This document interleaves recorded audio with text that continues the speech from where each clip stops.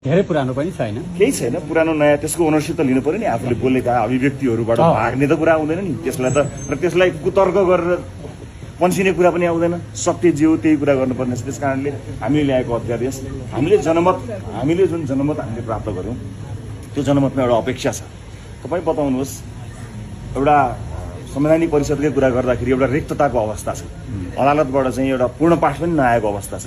अब यो रिक्तता राखिरहँदाखेरि कयौँ संवैधानिक निकायहरूमा चाहिँ पदपूर्ति गर्नुपर्ने अवस्था छ। हामी जुन स्पिडमा काम गरिरहेका छौँ त्यो स्पिडलाई त म्याच गर्नुपर्ला हामीले। ती पदपूर्ति त हामीले गर्नुपर्ला।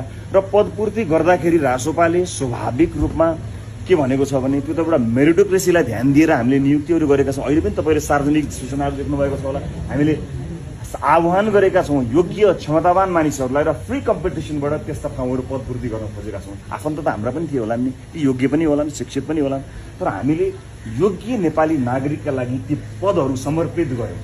अब पनि हामीले गर्ने त्यही संवैधानिक निकायहरूलाई खाली राख्न सक्दैनौँ र कानुनी रिक्ततालाई हामीले कहिलेसम्म कायम गरिरहने। त्यो रिक्तता पूर्ण गर्नको निमित्त संवैधानिक परिषद सम्बन्धी अध्यादेश छ, त्यसले त्यो अनुसारले काम गर्छ। सहकारी पीडितको बारेमा नारा लगाएर मात्र भएन, मकै पोल्नेको पैसाको कुरा गरेर मात्र भएन।